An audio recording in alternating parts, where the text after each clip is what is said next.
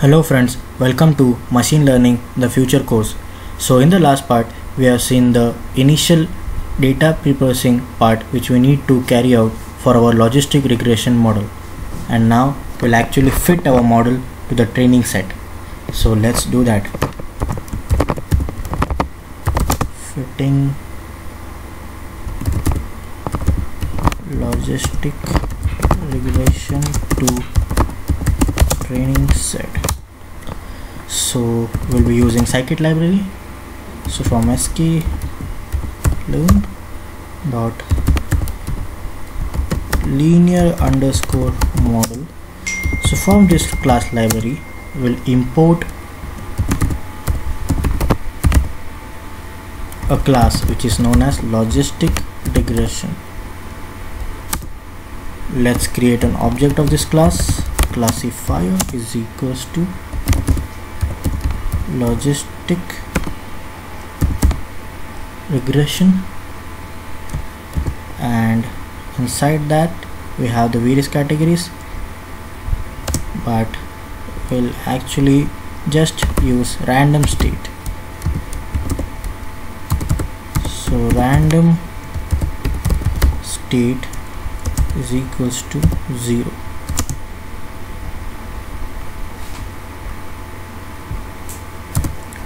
So that's it, and in the last step let's actually fit this object.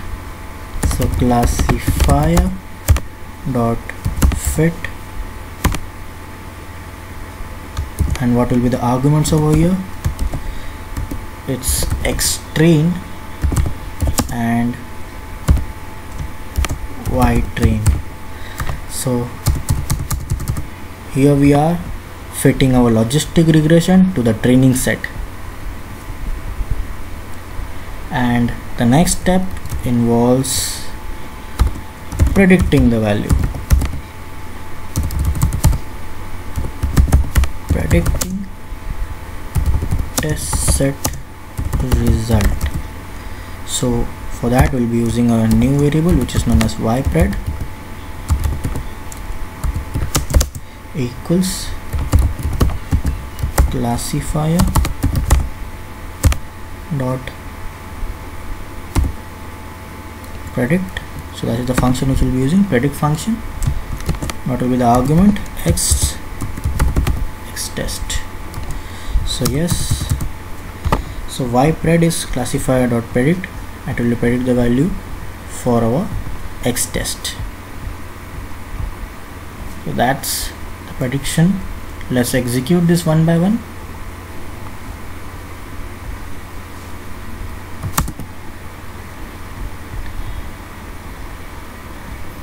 So yes, it's waiting. Yes, it's done. And now let's execute this. So yes, we have got this ypred. So this is our prediction. So this is our test value.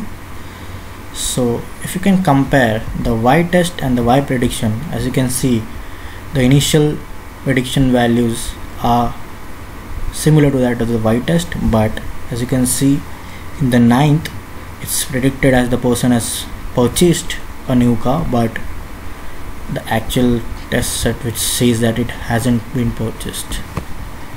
Let's look at the next step, which is a confusion matrix. So making confusion matrix. So this helps us to identify how many results were properly predicted and how many results were not properly predicted. So that's the ratio of correct prediction. So for that we'll be using a sklearn dot matrix,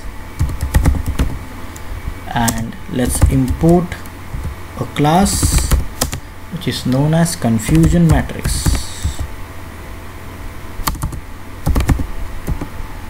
Confusion matrix. So yes, we got it, and let's object out of it, confusion matrix, and what will be the arguments? Y test and ypred.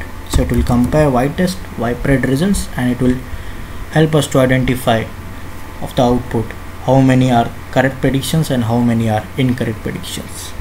So let's do that.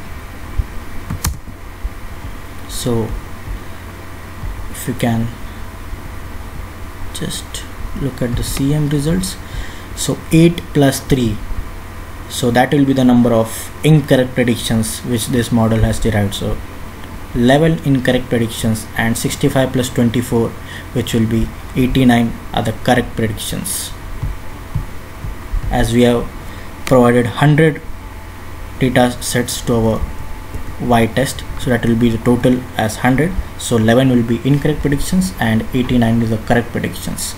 Now let's plot a graph. So for plotting a graph, I have already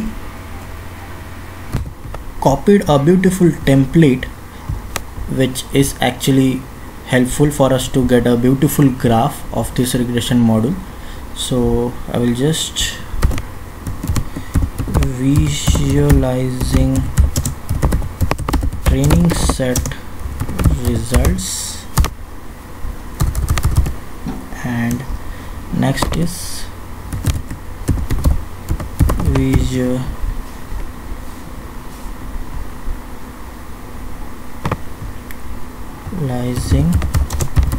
test set results.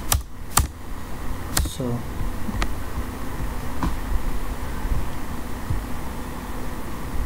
let's look at this. Let's copy this and paste it over here.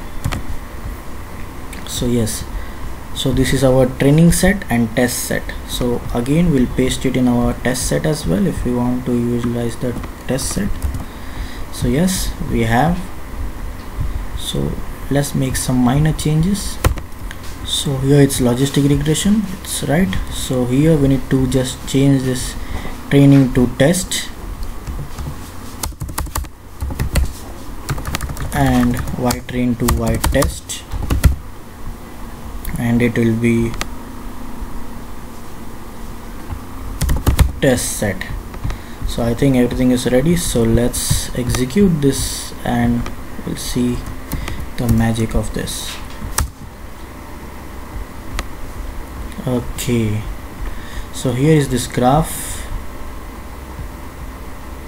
As you can see, this is the logistic regression graph which we are seeing over here.